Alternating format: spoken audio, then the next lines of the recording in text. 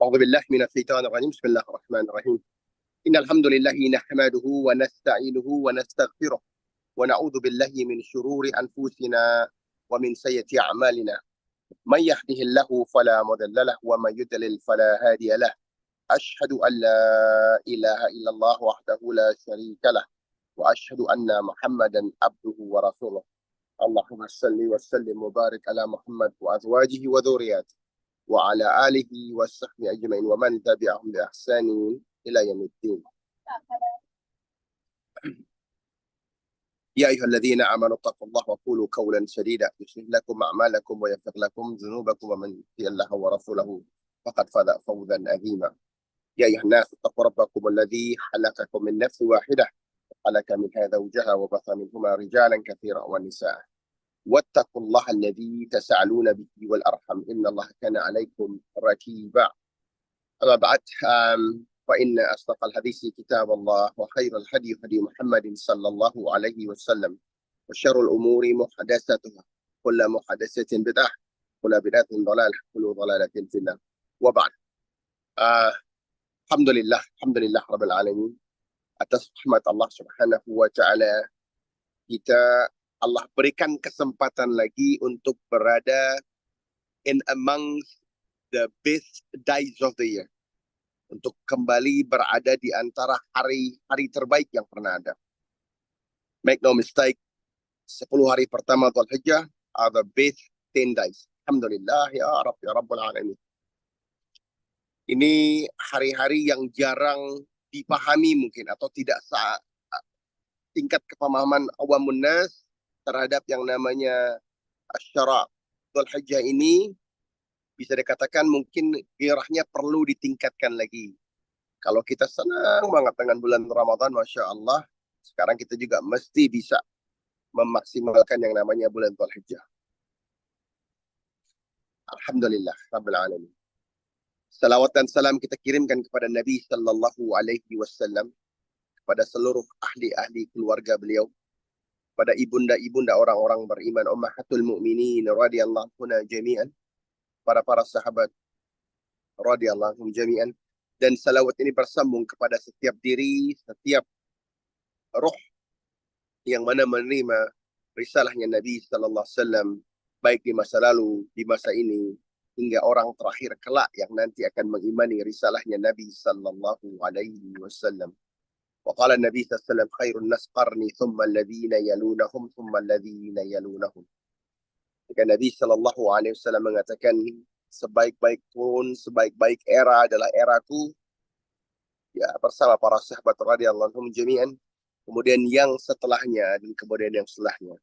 Berikan kita suatu gambaran bahwa pentingnya kita berilmu untuk mengikuti suatu metodologi, suatu pemahaman cara beribadah yang mana dia merupakan praktek dari 3 generasi terbaik yang pernah ada, sahabat radhiyallahu anhum jami'an, tabi'in wa tabi'ut tabi'in rahimakumullahu jami'an. Ikhwan wa akhwati rahimakumullah. Alhamdulillah.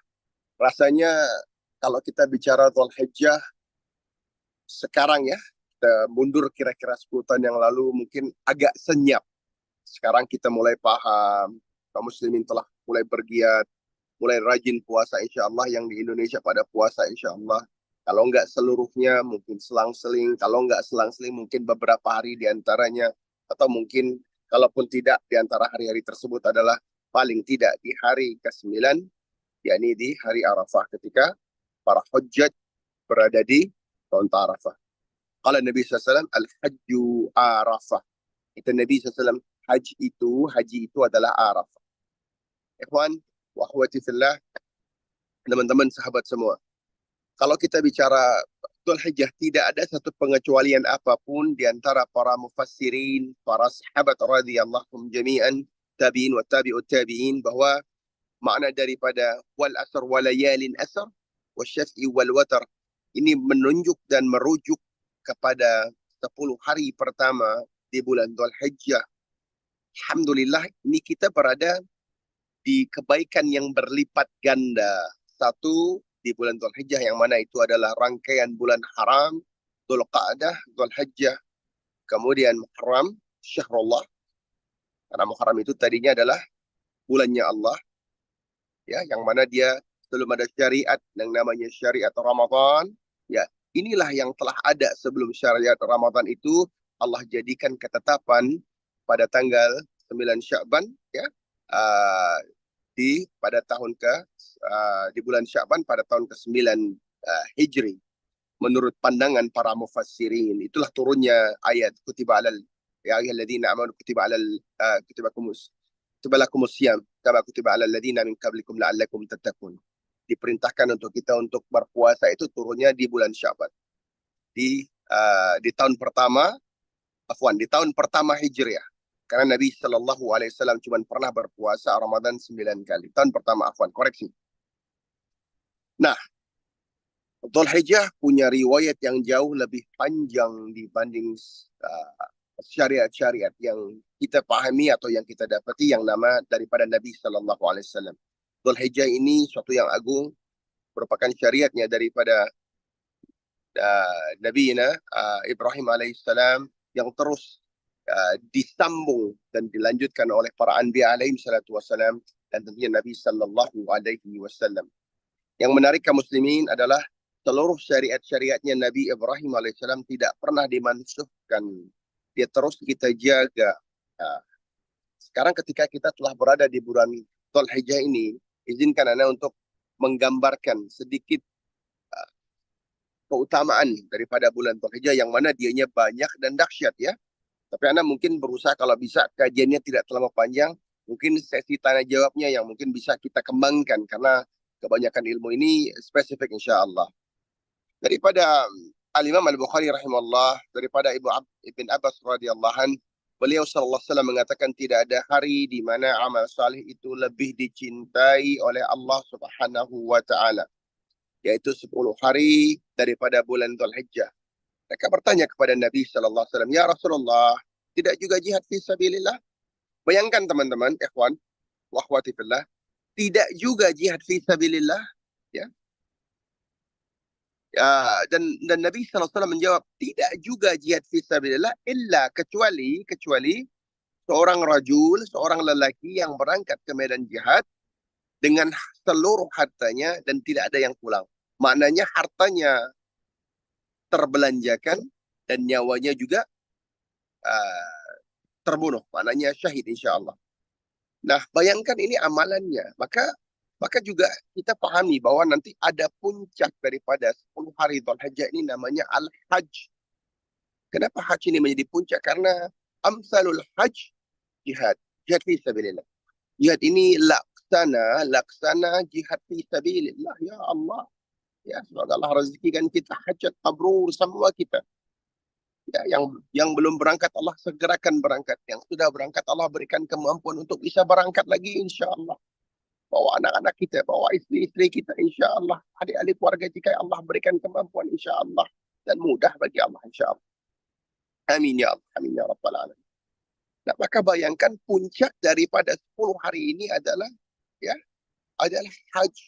Adalah 10 Dzulhijjah. Idul Adha bagi yang tidak sedang dalam keadaan berhaji. Nah, di antara apa sih amalan-amalan lain yang berada di dalam bulan Dzulhijjah ini yang mungkin perlu kita sedikit refresh ya memorinya.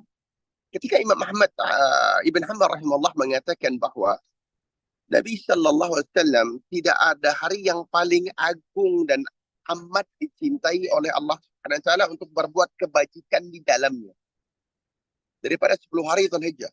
Ada yang bertanya, ya. Terus beliau mengatakan bahwa maka perbanyaklah amalan-amalan saleh, ya, di dalam bulan itu, yaitu dan zikrullah, ya, tahlil, takbir dan tahmid. Maknanya la ilaha illallah, takbir yaitu tahlil dan takbir Allahu akbar dan tahmid alhamdulillah. Nah, maka di antara syariat yang mungkin jarang terdengar atau kurang kita amalkan adalah takbir mutlak yang mesti kita lakukan di dalam mutlak dan muqayyad, ya, mutlak dan muqayyad di dalam bulan-bulan Dzulhijjah ini. Nah, poin pentingnya adalah untuk tidak menyalahi atau menyelisih sunnah dalam takbir mutlak ini. Jadi ketika kita mengatakan Allahu Akbar, Allahu Akbar, Allahu Akbar, La ilaha illallah, Allahu Akbar, walillahil hamd. Untuk melakukannya sering. Dan di mana Allah, Nabi SAW menganjurkan kita di pasar-pasar, di rumah-rumah, di jalan-jalan, fit tariq, insya Allah. Berat ya kalau kita datang ke mall, tiba-tiba ada kita yang apa, atau ke pasar, kita tak kita berapa, bertakbir. Mungkin sebagian ada yang melihat kita dengan aneh. Wallah, jangan pernah pedulikan keanehan jika dia memang benar tuntunan daripada Nabi Sallallahu Alaihi Wasallam.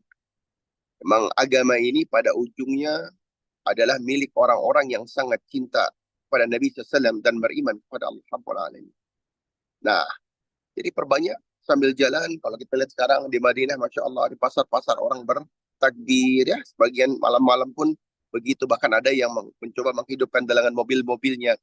Poin pentingnya adalah untuk tidak melakukannya bersama-sama karena itu bukan bagian dari sunnah. Kalau antum bersepuluh, berlima, tiba-tiba duduk bertakbir. Bukan begitu kaidahnya. Kaidahnya yakni kita bertakbir, anak-anak ya, yang ketika di pasar, ketika berbelanja, ketika di jalan-jalan, masing-masing bertakbir. Nah, Dzulhijjah bukan hanya utama di pada siang harinya, tapi dia juga utama di malam harinya. Jadi Dzulhijjah ini semuanya ajiban jiddan. Ya, dahsyat benar. Adakah itu di siang hari dan di malam hari? Kalau ada yang bertanya, seberapa keren sih 10 hari pertama wal asr wa layalin asr ini, yang mana tafsir daripada wal asr wa layalin asr ini adalah 10 hari pertama Dzulhijjah. Ibn Abbas radhiyallahu anhu dan Qatadah wal Mujahid, para mufassirin mengatakan bahwa ini sebenarnya yang semuanya agung, seluruh bulannya agung, dia bulan haram pada dasarnya. Itu 10 hari ini dahsyat. Ada 10 hari dalam bulan haram yang mana dia lebih lagi, Masya Allah, tabarakallah. Nah, termasukkah malamnya? Ya, termasuk malamnya. Jadi kalau ada pertanyaan, mana 10 hari terbaik yang ada di dunia ini? Ya, jawabannya simpel. 10 hari pertama Dzulhijjah. Dan mana 10 malam teragung yang ada di dalam ciptaan Allah, dalam kalender kita, yakni 10 malam terakhir Ramadan. Kenapa? 10 malam terakhir Dzulhijjah juga agung, keren, Masya Allah, amalun salih, Masya Allah. Cuman dia terkalahkan oleh 10 malam terakhir Ramadan, dikarenakan di 10 hari terakhir, 10 malam terakhir Ramadan, ada Lailatul Qadar, the night of power. The night, ya, inna anzalna Qur'anan di dalam di dalam di dalam malam-malam itu ada Lailatul Qadar. Nah, ini berarti menunjukkan amalan-amalan saleh bukan hanya lebih disayang dan dicintai oleh Allah Subhanahu wa taala, tapi dia juga dilipat gandakan. Dan ini berlaku umum, ya, al-aslu bil dalil secara umum bil adalah seluruhnya dia berlaku. Kenapa? Karena kita berada di bulan haram. Berlaku juga di Dzulqa'dah, di bulan Muharram, di bulan Rajab. Nah, tetapi ini ada spesial, ekstra spesial. Nah, jadi benar-benar kita bertekad bagaimana kita beradab. Sering ada kita dengar ya, bagaimana kita punya pola pengelolaan waktu untuk Ramadan. Tapi kayaknya kurang santer untuk urusan 10 hari pertama Dzulhijjah. Ini mesti kita hidupkan, jangan ketinggalan ya.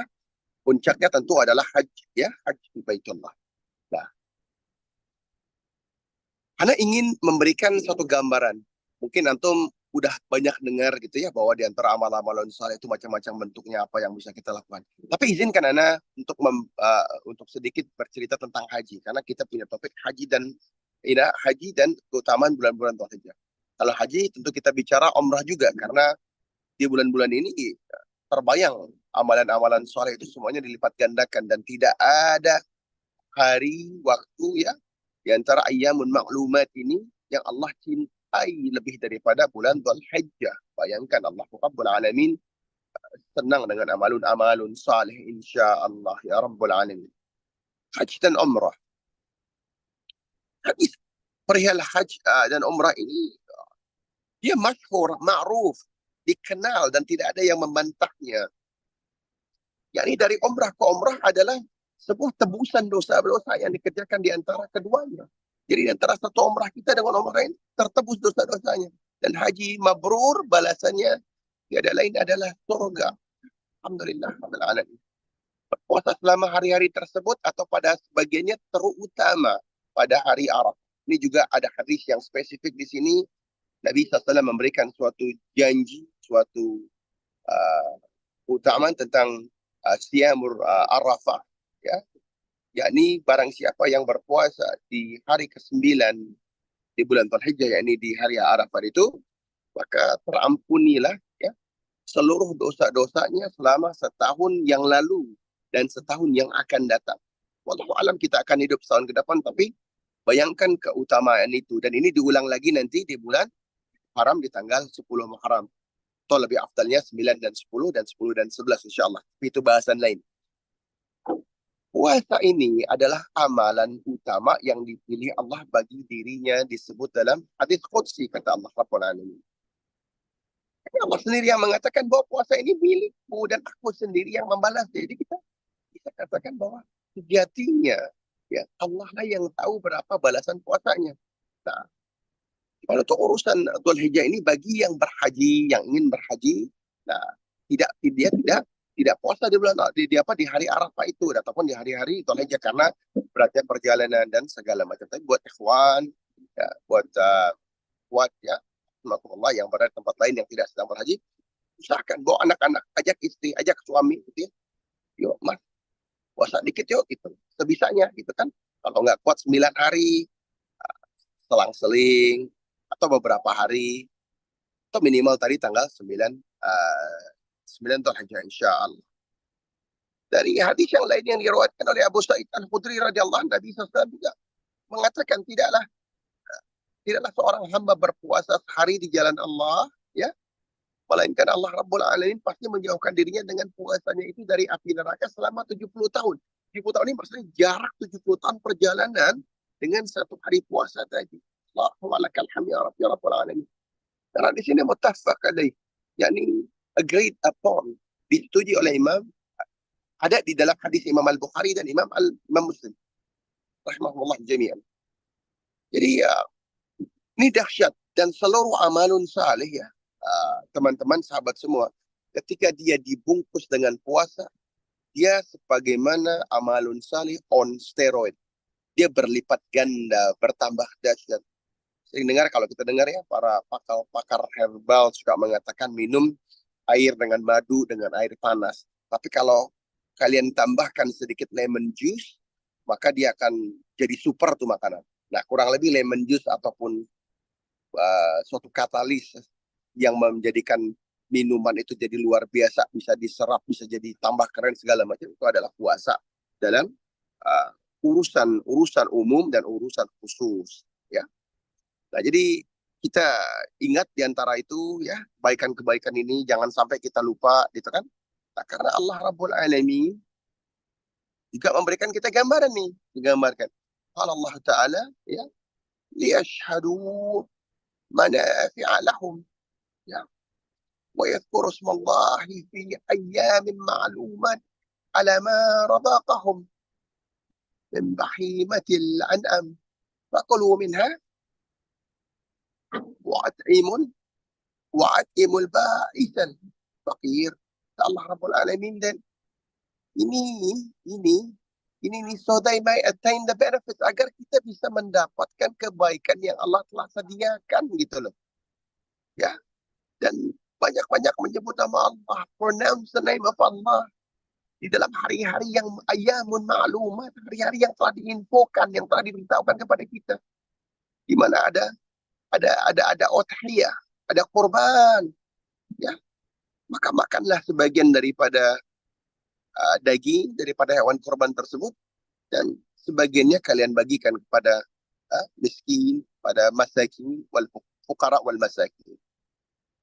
Jadi di sini nih ada keutamaan yang luar biasa. Nanti kalau kita sambung dengan hari 10, 11, 12, dan 13, kita akan lihat bagaimana Allah membayar kontan, ya, puasa kita, amalun saleh itu.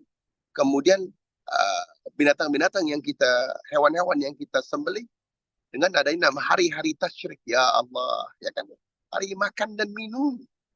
Bayangkan dahsyatnya Idul Adha ini. Idul Adha ini lebih besar daripada Idul Fitr. Ya, ini adalah syariat yang agung. Dan nama tasyrik itu berangkat dari sebagian ulama mufassirin menafsirkannya sebagian ya, tergantung narasi yang antum baca. Mendapatkannya karena hari-hari tersebut hari-hari di mana kita menjemur daging-daging hasil potongan. Masya Allah ya. Karena adanya syuruk tasyrik, yaitu menggantung daging-daging yang tadi kita potong. Karena ingat di zaman itu tidak ada kulkas, tidak ada pendingin, tidak ada freezer. Jadi hari makan dan minum 10, 11, 12, dan 13 haram berpuasa. Idul Fitri satu hari aja yang diharamkan Allah untuk kita berpuasa. Karena hari makan dan minum ya ini the day of Eid. Alhamdulillah. Maka di antara amalan-amalan tadi ya juga kita juga harus mengedepankan bertaubat kepada Allah dan meninggalkan seluruh perbuatan dosa. Bersungguh-sungguh ya berazam ya Allah. Kalau aku salah kembali ya Allah, aku akan tinggalkan itu ya Allah. Karena sungguhnya Allah itu sejatinya pencemburu. Ada di sini ikhwan yang istrinya cemburu banget. Kemana dicari gitu kan? Atau dicek, disuruh video call kayaknya biar bener apa enggak. Nah, Allah lebih cemburu. Allah Jalla wa'ala itu lebih cemburu dari itu. Dan kecemburuan Allah itu manakala seorang hamba melakukan apa yang diharamkan Allah terhadap. Nah, ini juga kalau kita sambung dengan hadis ya. Hadis yang namanya sombong itu. Al-kibar bataral haq wa ghamtun nas, kata Nabi Sallallahu Alaihi Wasallam. Sombong itu adalah menafikan, menolak, menentang bataral haq ya. Apa-apa yang Allah telah syaratkan dan perintahkan. Wa ghamtun nas. Wa ghamtun nas, ma ma'ana hadha? Wa nas itu memandang rendah orang lain, merasa lebih berilmu, ya kalau kita ikhwan-ikhwan yang udah ngaji mungkin merasa paling sunnah, merasa paling ngerti sendiri. Kalau ada mak ayah ibu karena dia udah sedikit mengerti, bahasanya keras, ya, bahasanya pedas, nggak gitu. Sunnah demi Allah, ya, oksem billah, nggak gitu. Yang sunnah itu harusnya lebih selalu mengedepankan akhlak. Kalau belum diterima, ya nggak apa-apa. Karena yang buka hati itu Allah. Bukan terus kita jauhi atau kita labeli atau kita anggap wah ini kurang ini nggak sunnah nggak gitu loh. Kalau begitu polanya maka tidak akan pernah sampai yang namanya dakwah sunnah ya ataupun dakwah yang berdasarkan Quran dan sunnah ini sesuai dengan pemahaman tiga garis terbaik ini kepada orang banyak. Karena mungkin lisan kita yang mungkin kurang mampu mengaturnya, memberikan kebaikan sehingga orang nggak demen duduk sama kita. Subhanallah.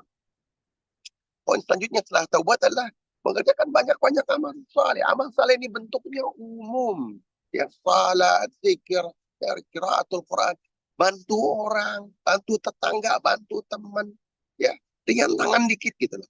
Lihat orang ada yang kesusahan, seberangin tuh nenek-nenek misalnya, ya, atau ada apa orang, ada belanjaan yang nggak kuat, turun gitu. Yang begini-begini nih kita nggak pernah tahu mana amalan kita yang paling ikhlas, ya.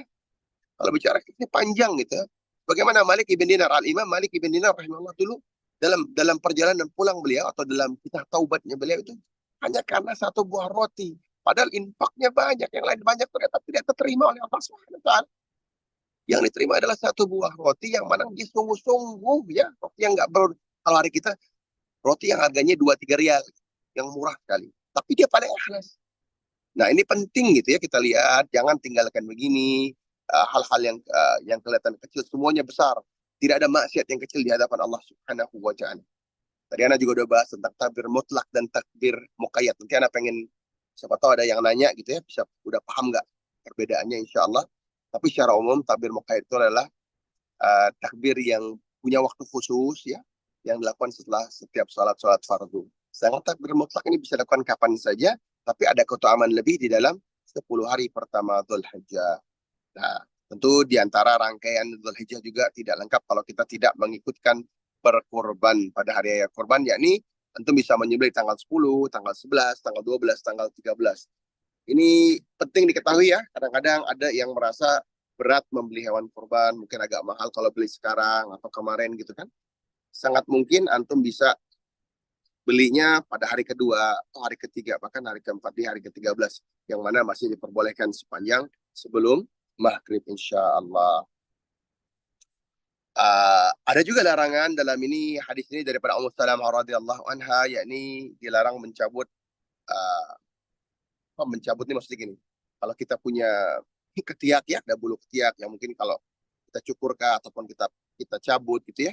Ini diharamkan bagi di bulan Dzulhijjah ini bagi yang ingin berkorban, yakni bukan seluruh keluarga. Kalau katakan Anda berkorban, Anda ingin berkorban atas nama keluarga Anda. Jadi yang dilarang itu yang ingin berkorban. Benar-benar yang punya hewan dan ingin menyembelihnya. Di anak-anak tidak. Ini menurut pandangan yang lebih rajih yang Anda pahami. Ya, jadi walaupun ketika istri kita ingin berkorban juga, beliau dibolehkan untuk menahan memotong rambut dan kukunya. Di antara hikmah dari ini, Imam Ahmad ibn Hanbal rahimahullah mengatakan bahwa pandangan Imam Ahmad ibn Hanbal rahimahullah bahwa kita ingin sebanyak-banyaknya anggota tubuh kita ini terlepas daripada azabnya jahanam, terbebas dari dosa, bersih. Ya ini setelah kita salatul Id, ya salat Idul Fitr dan menyembelih, maka barulah kita potong. Ini kuku dan rambut insya Allah, gitu ya. Nah jadi terus tentunya di antara rangkaiannya Dzulhijjah ini adalah mendengarkan dan melaksanakan dan mendengarkan khutbah dan melaksanakan sholat dan khutbah salatul Idul Adha. Dan ini sangat penting. Kenapa? Karena kalau namanya salatul Id ini, Nabi SAW juga bahkan menyuruh wanita-wanita yang sedang menstruasi untuk keluar rumah, untuk mendatangi lapangan-lapangan, dan berada di antara kaum muslimin, walaupun dia di tempat yang terbelakang.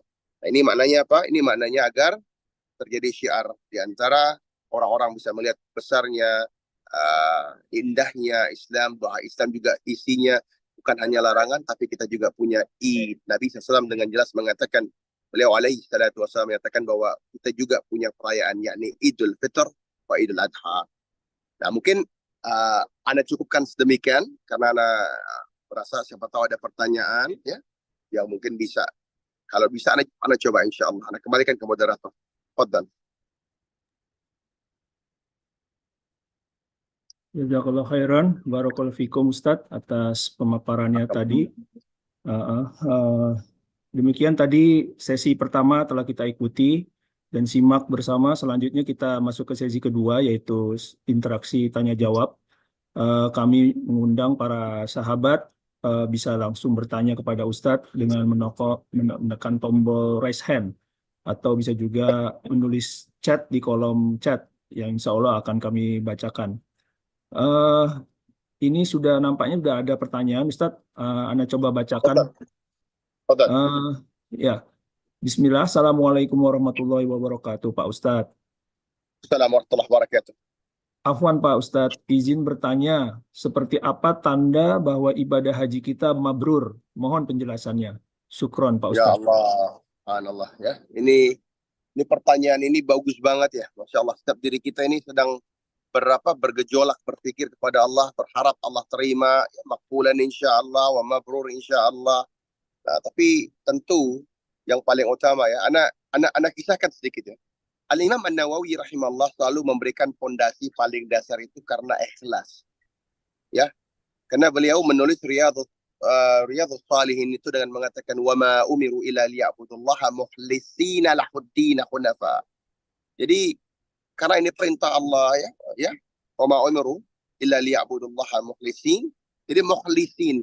Jadi kita benar-benar berusaha, kalau yang sepanjang Anda pahami, benar-benar karena Allah, benar-benar yakin bahwa ini perintah Allah, kita ingin penuhi dan ikhlas. Ya, ikhlas. Nah, bagaimana kita tahu? Sejatinya nggak ada yang tahu. Kalau pertanyaan siapa yang bisa pasti tahu kita diterima atau tidak? Tidak ada yang tahu. Hanya Allah. Maka bagaimana umrah kita sering ingin datang, sejatinya kalau boleh ya, kita juga diberi kesempatan ya, dengan tidak mengambil kuota orang gitu ya, dengan tidak ilegal. Ini anak mungkin beda di sini ya. Walaupun kita tahu ya berapa susahnya ini, tapi pandangan kami ya ini masyayikh ataupun ulama di Selandia Baru, kami punya pandangan dari New Zealand Board of Imam bahwa gunakan mematuhi pemimpin itu adalah wajib. Wallah. Jadi antum kalau mengatakan wah yang penting Anda dapat hajinya, kami berbeda pandangan urusan itu. Bagaimana seorang yang patuh pemimpin tapi melanggar aturan main yang dilakukan pemimpin untuk kemaslahatan hujjaj? Bagaimana? Ana ingin approach that question gitu kan? Mengaku ahlus sunnah gitu kan ya? Ya. taat pemimpin tapi ditabrak aturan pemimpinnya. Yang mana pemimpinnya bikin aturan agar tidak terjadi stampede, tidak orang jadi terbunuh, tidak orang jadi tidak ada camp, tidak orang tidak ada tidak jadi terhindar dari bahasa kita terkapar gitu ya, tidak teratur, kehilangan bis, bahkan ada yang telah menabung lama dengan bekerja keras dan segala macam, ya itu malah jadi terpotong haknya. Jadi anak ingin sampaikan, dan mungkin anak lebih keras dibanding yang lain untuk urusan ini. Alhamdulillah, maafi muskilah, ya. Tapi tidak mungkin seorang mengatakan taat pemimpin, tapi aturan yang dibuat pemimpinnya kita tabrak. Ini sangat tidak bisa dipahami. Karena yang dibuat pemimpin, ya ini oleh kerajaan Saudi, adalah lebih kebaikan. Wallah ini anda perhatikan nih antum ya. Kita semua dengan ini, dengan aturan, dengan checkpoint. Alhamdulillah, rapi. Nah, jadi karena kita tidak tahu, kita berharap kita ingin mengulang lagi umrah kita, benar? Kalau ya, karena kita tidak tahu, tapi Allah tidak ada yang tahu. Di antara umrah dan umrah tembusan dosa, kata Nabi SAW. Maka kita tidak tahu, maka kita ingin terus menembus dosa. Bagaimana dengan haji? Tentu kita ingin lagi berhaji, insya Allah. Yang belum, tapi gini, tentu kita ingin melakukannya dengan benar ya. Bagi yang mengulang nih, anak bicara yang ulang.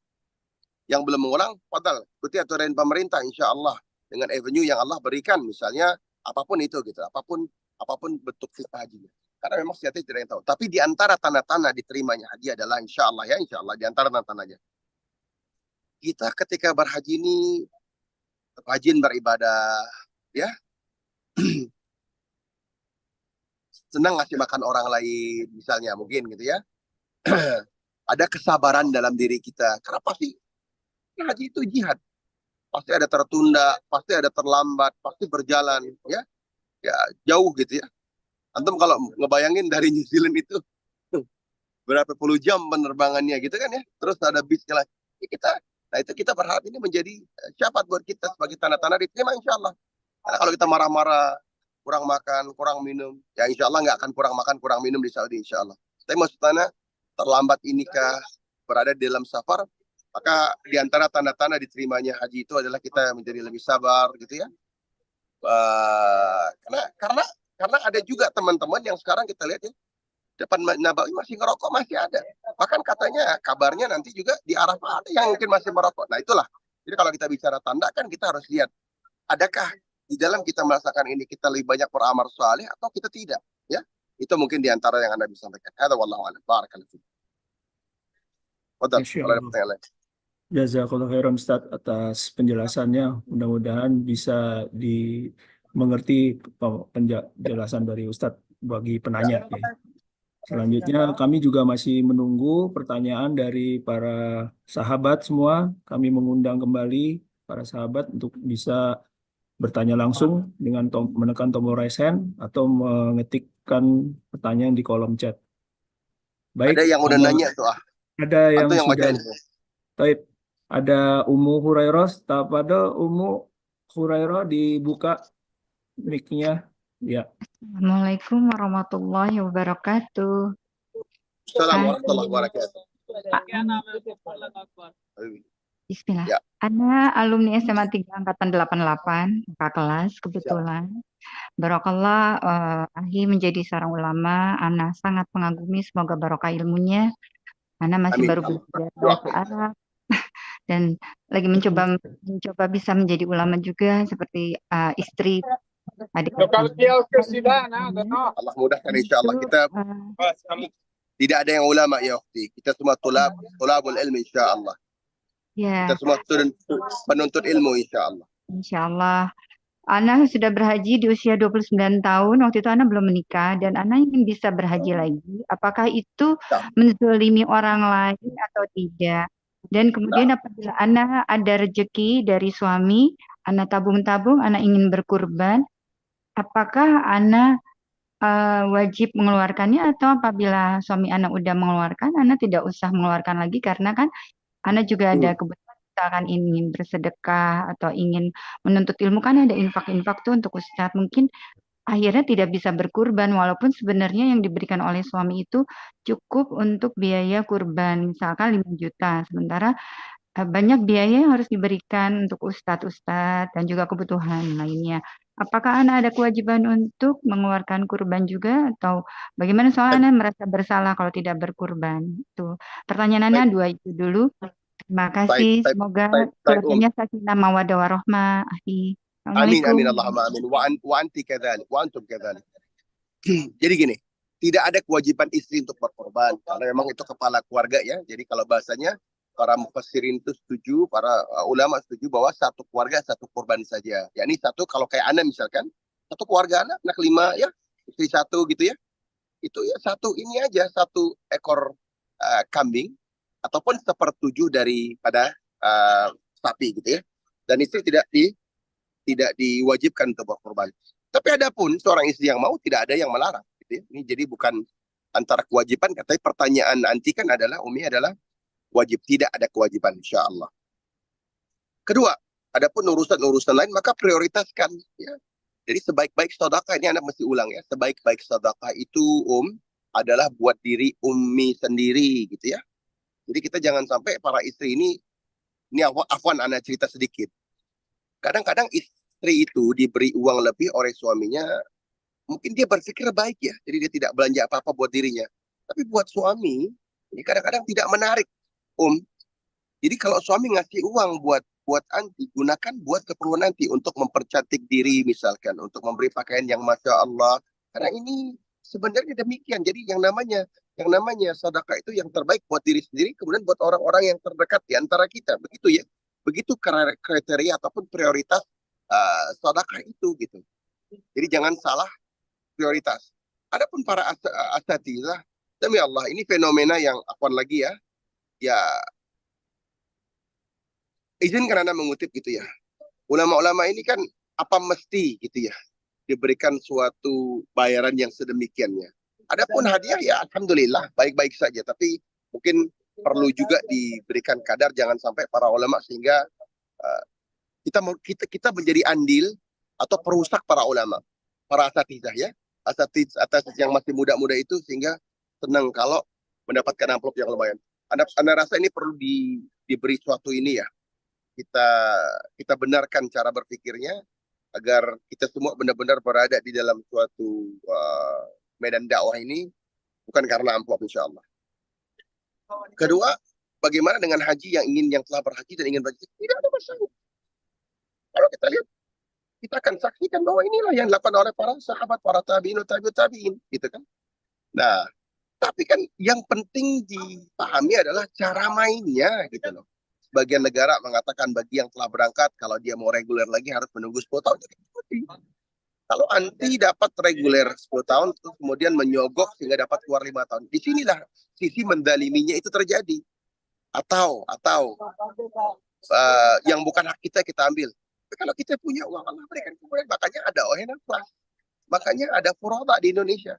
Makanya kami yang dari luar-luar ini, kita nggak pakai kuota itu, kita pakai kuota negara-negara lain. Misalnya gini, New Zealand punya kota sekian ratus, Australia punya kota 1000 misalnya. Nanti ada yang tidak terpakai di Jepang, tidak terpakai di Oceania, tidak terpakai di Taiwan dan di South Korea, dan di kepulauan-kepulauan Kiribati, Tahiti, dan Hawaii segala macam. Nah itu nanti di kami. Kalau kita gunakan cara mainnya, Allah tafadhal.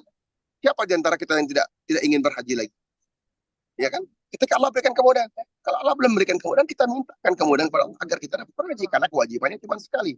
Tapi bedakan antara kewajiban dengan bolehnya mengulangi. Ya? Insya Allah.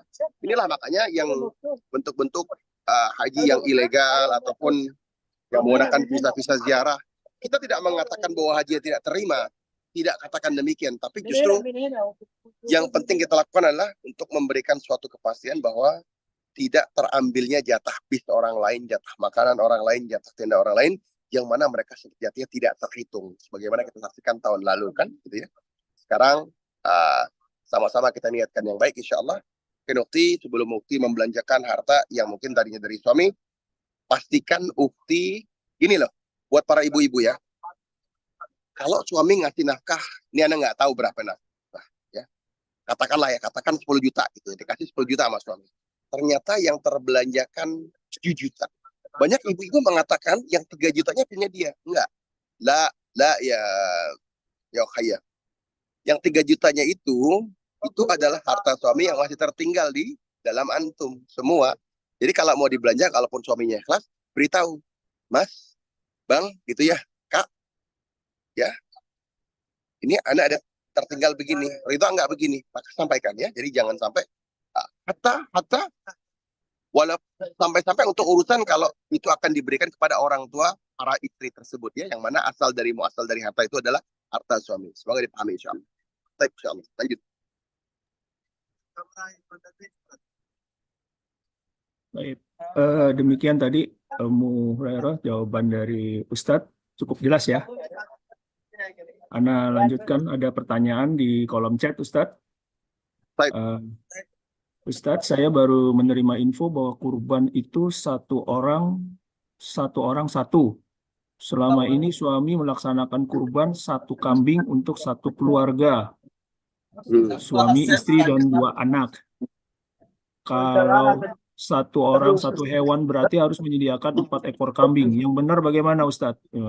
Subhanallah, ini kesalahan. Wallahal-adzim, ana tekankan ini kesalahan. Siapa yang bilang mana coba ini kalau ini seorang ukhti kita kan, ya tanya kepada dia, aina dalil, mana dalilnya, tunjukkan kepada kami dalil satu saja yang sahih. Dalam hadis riwayat Imam Muslim, Nabi SAW menyembelih satu buat seluruh keluarga Nabi SAW, dan satu lagi buat apa? Buat kaum muslimin, kan begitu ya. Nah, iya dan lagi di antara afdalnya korban ini, satu, kita sendiri yang sembelih, satu ya. Kedua, jangan semuanya dibagikan. Bukan semua daging dibagikan berarti lebih afdal. Bukan, ini sunnahnya nggak gitu. Sunnahnya kita potong, Anda motong misalnya. Potong sebagian Anda ambil untuk Anda bawa ke rumah. Ya, sebagian ulama menafsirkannya dibawa sepertiga ke rumah, sepertiga ya. Sepertiganya dibagikan hadiah kepada gini. Kalau hadiahnya mana gini? Kita punya tante, punya om, punya orang tua, punya tangga yang bisa jadi kaya, gitu kan? Ya hadiah. Dan sepertiganya jangan kita lupakan kepada orang-orang kaum muslimin yang miskin, gitu kan ya. Walaupun tidak ada aturan baku sepertinya ini, gitu loh. Paham ya? Jadi nggak ada aturan baku sepertiga juga tidak, itu cuma pandangan ulama saja, ya gitu ya. Kita tidak bisa memberikan hadis ya. Tapi yang pasti kalau menurut firman Allah adalah kita makan sebagian yang kita sembelih, kemudian sebagiannya kita berikan kepada fuqara wal masakin insyaallah. Jadi tidak benar satu orang satu. Subhanallah. Syariat ini ad-dinu yusran, agama ini agama yang mudah insyaallah. Jadi kita mesti tanya, ini siapapun yang menyampaikan, mohon sertakan dalil, tunjukkan bagaimana para sahabat dan tabi'in itu prakteknya bagaimana insyaallah. Tidak bisa kita asal memberikan suatu pandangan tanpa dalil. Hadza wallahu. Insyaallah, semoga jawaban dari Ustadz cukup dimengerti, dipahami oleh penanya ya, Ukti Feti.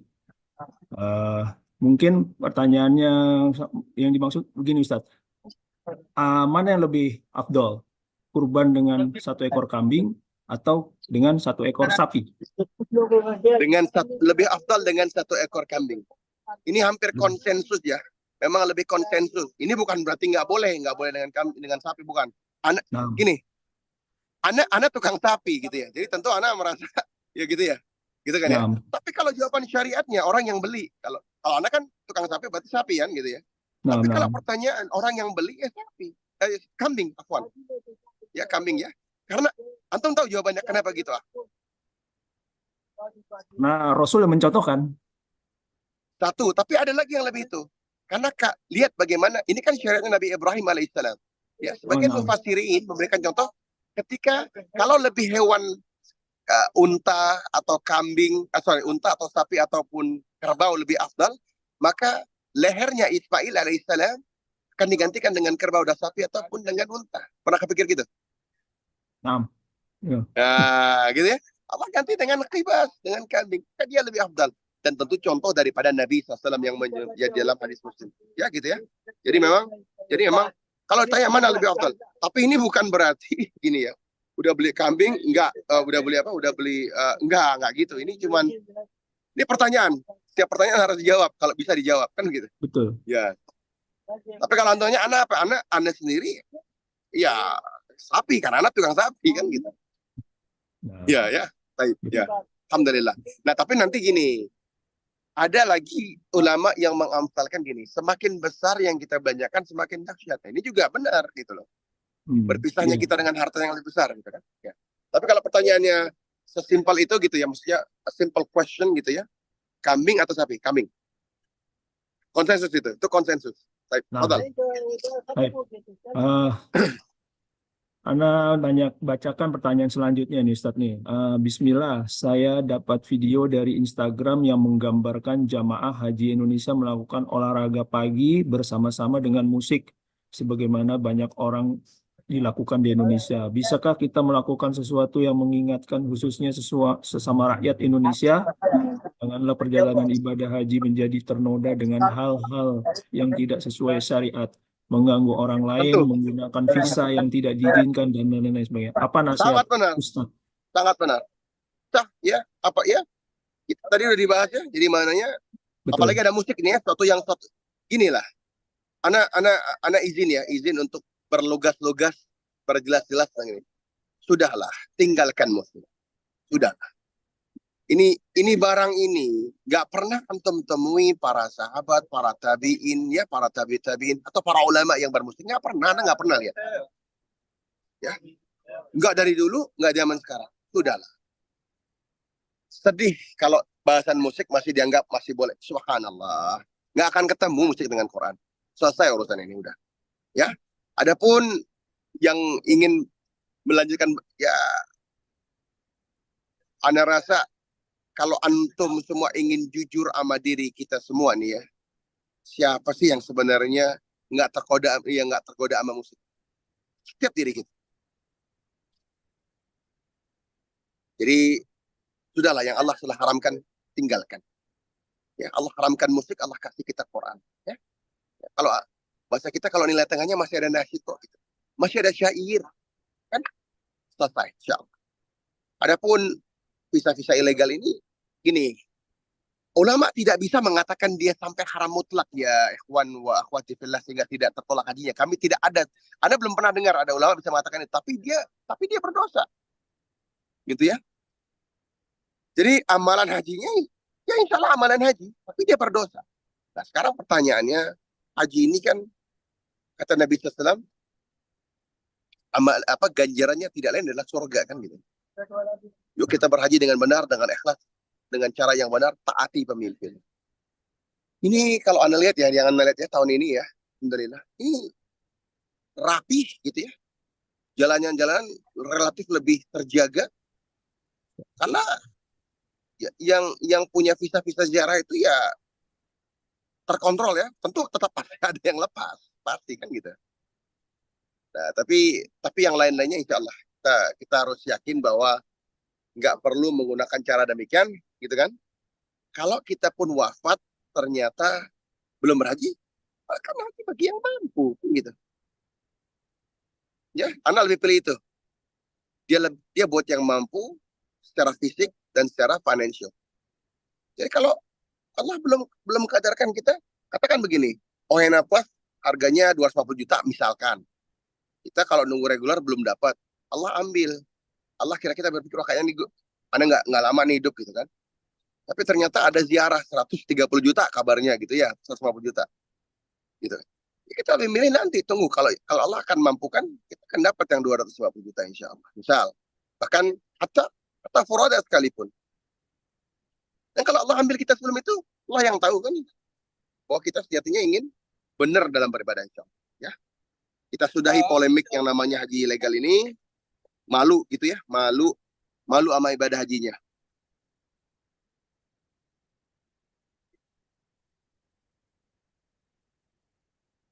Baik. Apa? Anything ada lagi? Ya, Taib Ustaz. Kami juga banyak mendengar kabar soal saudara-saudara kita yang kemarin ditangkap ya di media karena kasus visa ilegal itu kemarin. Mudah-mudahan yang berangkat yang sekarang ini jadi haji yang mabrur lah. Anda coba menjawab membacakan kembali pertanyaan Ustadz ini yang masuk. Ustadz, kalau kurban di daerah lain kita nggak bisa makan dagingnya, nggak apa-apa ya? Maksudnya sepertiga tidak kita ambil daging kurban kita. Benar, jadi memang begini, ini bukan tidak boleh buat yang berkorban mengirim ke daerah lain gitu. Mungkin kita berpikir mungkin Palestina misalnya ya dengan keadaan yang sangat susah ya. Ini tentu ini dengan tertinggalnya ini kan terkadang ada pertanyaan yang gampang benar atau singkat begini. Mana lebih afdal? Kita jawab mana lebih afdal sesuai dengan jalur Quran dan Sunnah. Tapi ada situasi-situasi yang beda. Misalnya Ustaz Abdul Tuasikal mengatakan di Gunung Kidul susah banget, Anda perlu banget. Ini tentu Allah akan ganjar hilangnya satu keutamaan di satu tempat sepanjang tidak dosa. Dalam suatu kasus tertentu akan memberikan kita keutamaan di tempat lainnya, kan begitu? Paham maksud Anda? Gitu ya. Nah ini ya. Kan, tapi boleh kan? Ya jus, boleh. Ya, tapi kan ujung dari pertanyaan awal tadi adalah keadaan umum, kan begitu ya? Umumnya bagaimana? Umumnya demikian. Ya, kita juga hidup di tempat yang kadang-kadang keadaan tidak umum, ya. Susah terjadi Palestina dan bagaimana tempat lain juga kita perlu pikirkan kan gitu. Karena sejatinya kita ini satu tubuh, ya. Baik, insyaallah. Baik, Anda lanjutkan bacakan pertanyaan yang masuk, Ustadz. Afwan Pak Ustadz, izin bertanya, apa bedanya takbir mutlak dengan takbir muqayyad dan kapan saja kita lafazkan? Takbir mutlak itu karena takbir la Allahu Akbar, Allahu Akbar, Allahu Akbar, la ilaha illallah, Allahu Akbar, walillahil hamd. Itu bisa kita lakukan kapan saja. Nah di sini dalam urusan Dzulhijjah kita tahu kita dianjurkan untuk bertakbir mutlak. Maknanya bukan hanya sehabis sholat.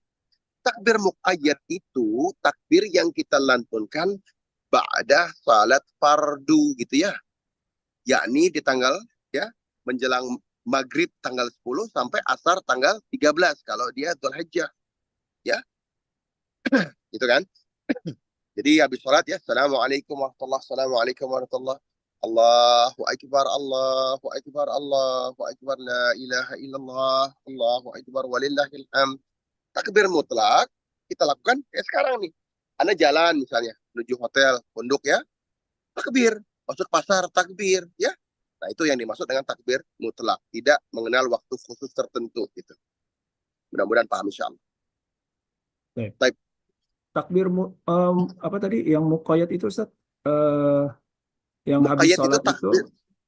Iya, jadi gini, takbir muqayyad itu takbir yang dia prescribe upon a specific time. Jadi ada waktu khususnya, ada kekhususan waktu. Jadi itu tadi kita habis sholat. Kalau antum kan kalau tapi gitu. Apakah itu harus dipimpin oleh imam atau sendiri-sendiri? Enggak. Nah, itu yang Anda bilang dari awal kan bahwa syariatnya menuntun dia tidak dipimpin oleh imam, bahwa kedua-duanya ini tidak dipimpin oleh imam kan begitu. Nah. Jangan jadikan dia zikir berjamaah. Ini yang kita katakan. Nah, perhatikan tuntunannya gitu kan, insyaallah ya. Tapi kebanyakan di Indonesia kebanyakan seperti itu. Wallah, ada muskil kan begitu. Pelan-pelan, makanya kita juga harus berlembut-lembut hati dalam menyampaikan sunnah. Bukan berkeras-keras hati, bukan bertegas-tegasan, bukan. Maksudnya kita jangan sangkinkan tegasnya, orang nggak mau duduk sama kita. Gitu ya. Tidak ada yang tersampaikan. Ya. Sayang. Ya mungkin jadi kita harus bisa juga menyampaikannya dengan santun dan benar ya, baik ya Ustaz. Bukan harus bisa juga, harus bisa terus. Harus baik. Coba lihat iya. Gitu kan? Masalahnya kita sampaikan. Malu dong belajar Quran dan Sunnah tapi akhlak nggak asik. Gitu kan? Betul. Malu, gitu kan? Lihat bagaimana ulama-ulama kita menyampaikannya. Lihat bagaimana Syekh bin Baz rahimahullah dan lain-lain gitu kan. Ya. Nggak perlu dibahas pakai baper. Kalau nih ya, kita lihat bagaimana Syekh Shalih Al-Fauzan mengatakan, Syekh ma hakam bil qiraatil Quran alal mayyit. Dia kan ngomong la yajuz, nggak boleh. Kan gitu. nggak pakai terus dia ini Ianu si AP begini sampai dibawa-bawa jelek-jelek panjang banget ngebahasnya, tapi nggak gitu kan gitu. Mana ada ulama bicara begitu? Ya nggak boleh, ya udah nggak boleh. Jangan singgung pribadi orang kan gitu. Iya, insya Allah. Paham. Jadi Ada sunnah, itulah sunnah. Gitu. ya, minimal kita sudah menyampaikannya ya Ustadz ya. Masalah dia Iya, mau menerima atau tidak terserah iya, mereka. iya, insya Allah ya. Insya Baik. Allah. Baik, cukup jelas Pak Ustadz. Anda coba lanjutkan pertanyaan yang lainnya Ustadz di kolom chat. Nah, Assalamualaikum warahmatullahi wabarakatuh. Ustadz, jika ada seseorang yang ibadah haji berkali-kali, umroh berkali-kali, padahal di lingkungan keluarganya ada yang belum pernah pergi umroh dan haji, apa sebaiknya orang tersebut mengutamakan memberikan rezeki menghajikan atau mengumrohkan salah satu keluarganya tersebut, yang insya Allah berkahnya mungkin akan tetap kembali ke orang tersebut? nggak gitu, nggak gitu. Jadi sang penanya kenapa antum bisa punya pandangan itu? Itu kan logika antum sendiri, bukan Quran wa Sunnah. Kalau Quran dan Sunnah gimana? Kita diperintahkan kok di antara satu umrah ke umrah yang lain penebus dosa, kan gitu. Nah, jadi gini, agama jangan pakai logika, Wan wa akhwati fillah. Hmm. Kalau kita berangkat terus ada lebih kita ngajak saudara itu ahsan, itu baik. Tapi kalau gara-gara saudara berangkat kita nggak berangkat itu nggak pinter. Karena antum tahu dari mana yang kemarin diterima. Siapa yang bisa pastikan? Kalaupun diterima, dan insya Allah kita husnuzan diterima, kita pengen diulang. Karena dia penebus dosa di antara satu umrah ke umrah yang lainnya begitu. Jadi jangan gunakan analogi yang mana, wah itu kan enggak. Yang dimaksud dengan keluarga itu ketika ada sisanya.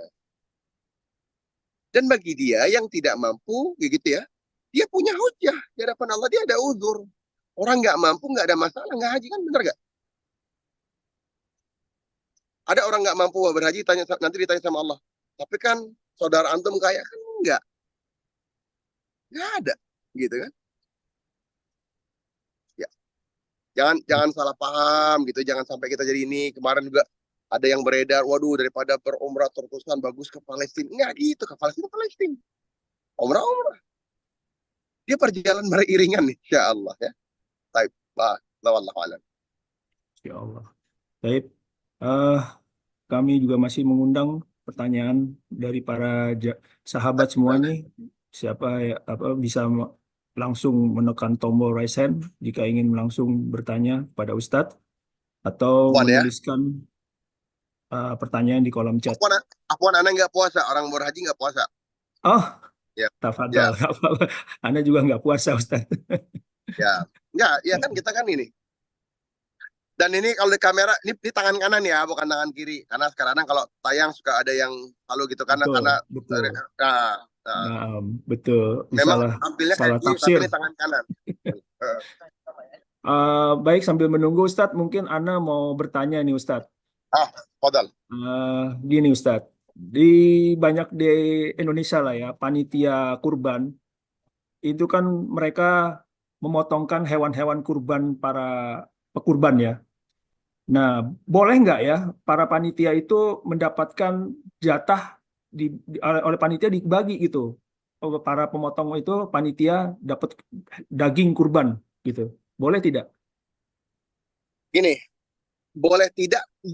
Gini, hewan kurban itu milik yang punya kurban.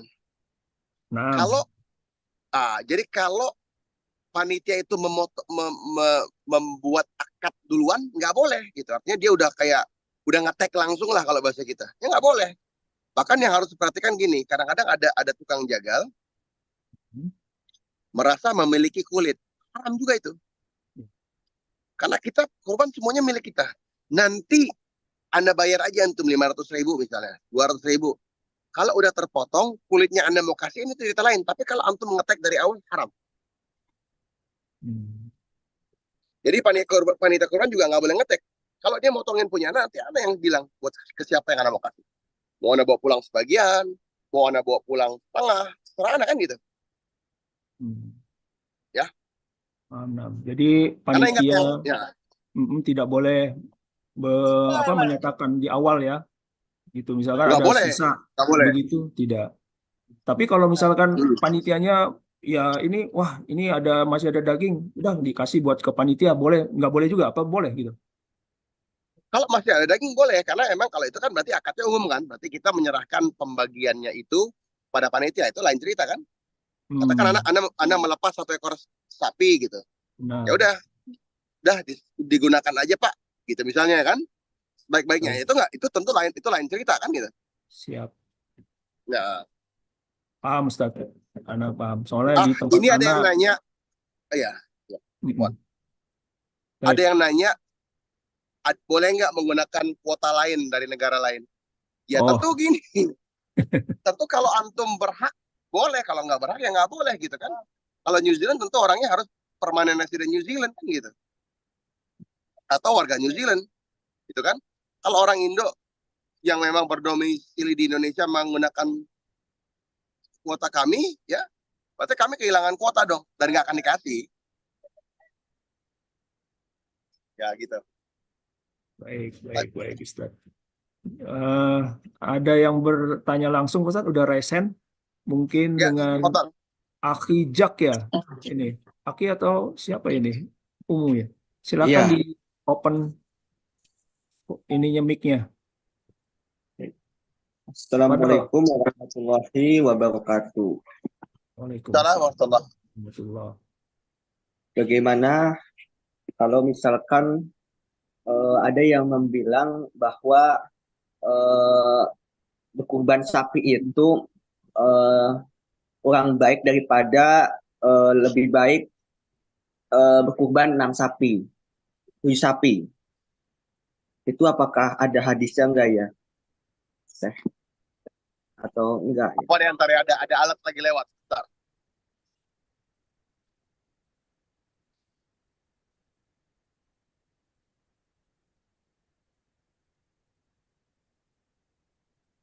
Gimana kurban sapi lebih baik daripada kambing gitu? Jadi kurban kambing 6 itu lebih baik daripada kurban sapi 1. Apakah itu benar? Oh. Dan yang Gini, kedua, ya tadi udah baik. dibahas. Jadi gini, mana lebih afdal dalam bentuk hewan kurban yang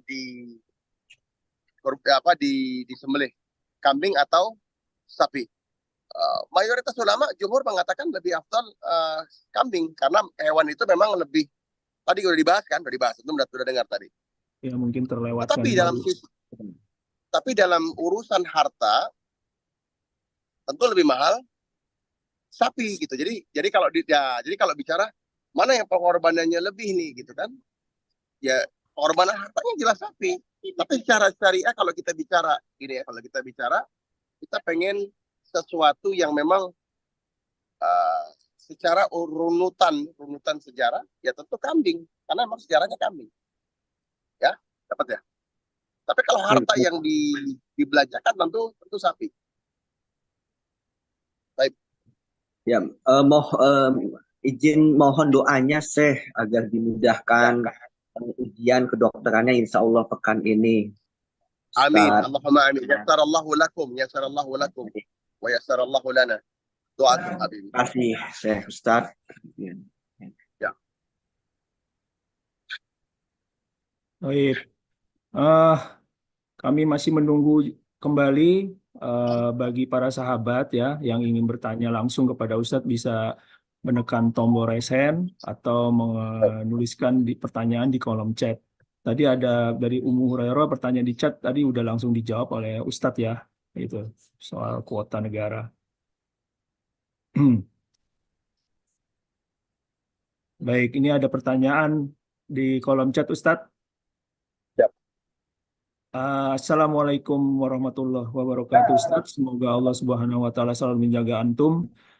Amin. Ana bertanya untuk menjalankan puasa Arafah. Waktu pelaksanaannya apakah mengikuti waktu pelaksanaan jamaah haji melaksanakan wukuf di Arafah waktu Saudi atau mengikuti waktu tanggal 9 Zulhijjah di Indonesia? Barakallahu fikum. Baik. Ini an issue of dispute. Ada ikhtilaf di sini. Ya. Tapi tapi yang lebih rajih mengikuti di mana di Indonesia tempat kita, insyaallah. Dan ini dirajihkan bahkan Syekh Ibn Baz rahimahullah, Syekh Ibn Utsaimin rahimahullah menyuruh kita mengikuti pantauan negara tersebut sendiri.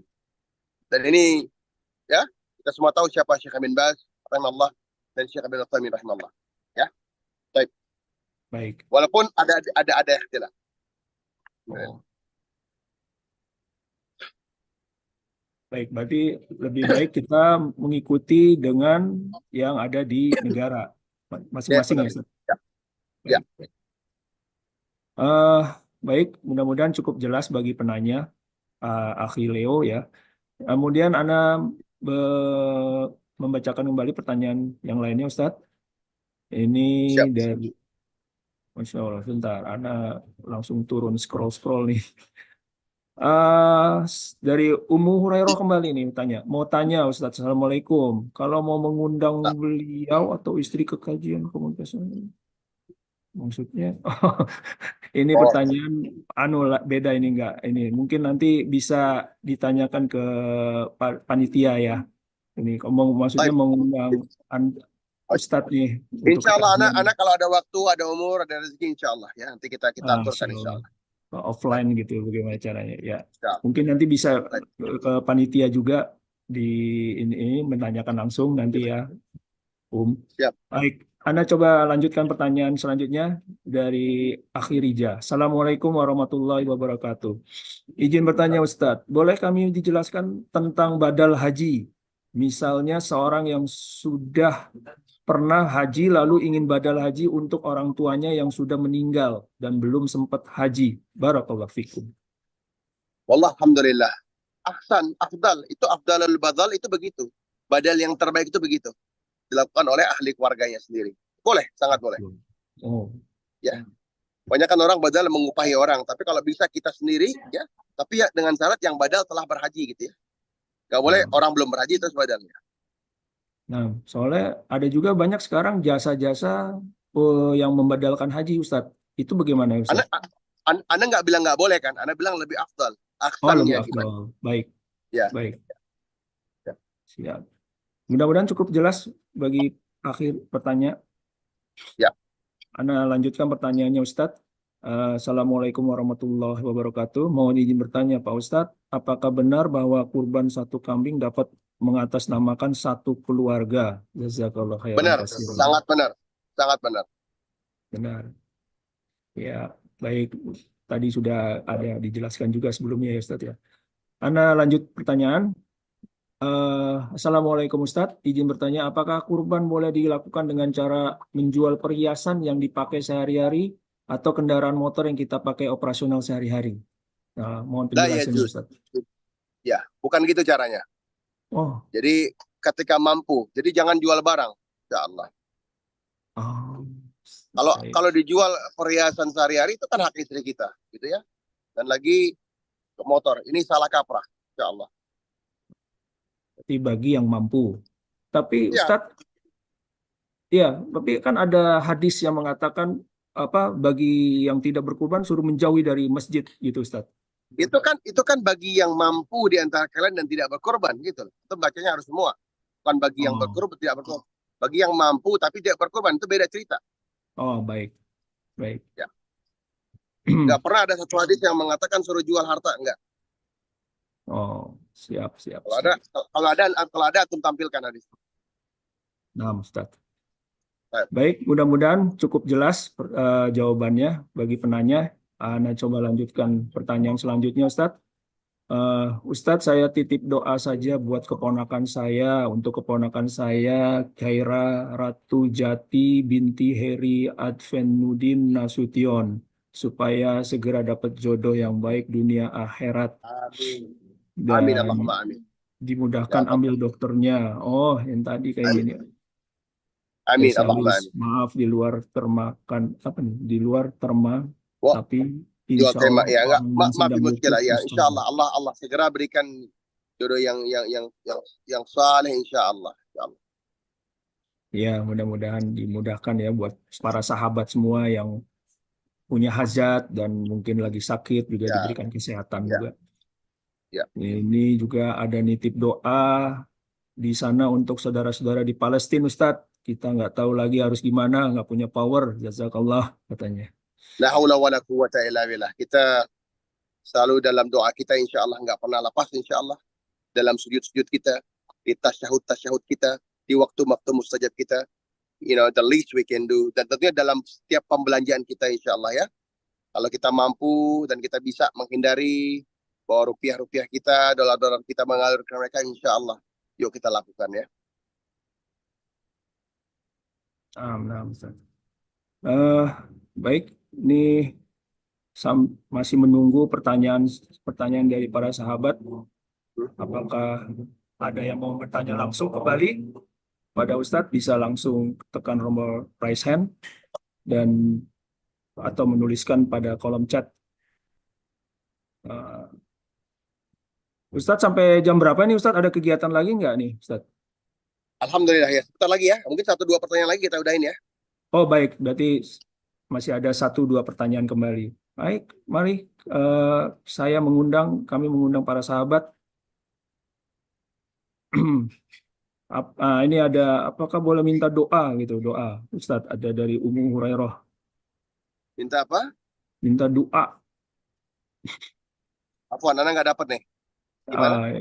Dari apakah boleh minta doa, doa gitu ya, doa. Minta doa? Iya, doa Oh, aja ini ini nggak tahu doa apa. maaf ya muskilah, nggak ada masalah. Jadi kita selalu kan itu diantara hak seorang muslim ke atas saudaranya, dia bisa minta doa, minta didoakan Allah. Walaupun kita begini ya, kadang kita juga mesti paham kriterianya. Bagi yang masih punya ibu, masih punya orang tua, itu yang terbaik buat kita kan. Insya Allah. Ya Ustadz. Ya. Baik, ini ada pertanyaan ini kayaknya Ustadz, jika saya diberi kesempatan panjang umur saat menengoki putri saya ke Tasmania, apa di sana di kota Hobart ada pengajian Ustadz? Itu pertanyaannya. Anak, baik insya Allah. Allah mudahkan urusan itu. Anak bukan di Hobart. Di Hobart Anda nggak tahu. Oh, enggak, bukan di Hobart ya? Anda di New Zealand. New Zealand ya. Oh ya, baik. Ya. Beda tempat. Baik. Kalau nggak ada kita terakhir kali ini. Terakhir. Ya, Ustadz ya. Tolong. Assalamualaikum warahmatullahi wabarakatuh. Mohon izin bertanya Ustadz. Apakah kita bisa membadalkan haji bagi orang tua kita yang sudah meninggal? Ini mau udah tadi kayaknya. Ya, bisa. Boleh. Boleh ya. Boleh. Berarti ini pertanyaan yang diulang. Boleh boleh sekali gitu. Tapi syaratnya orang yang sudah pergi haji ya gitu. Ya. Agar bisa normal kembali dan bisa mabrur hajinya dan bisa berbebas dari riba hutang. Dan juga bisa wafatnya di Raudhah bin Ramadan, bulan Ramadan. Oh, Masya Allah, Barakallah. Jazakallah khairan. Kayaknya Ustadz belum ada pertanyaan lagi ya yang masuk. Ya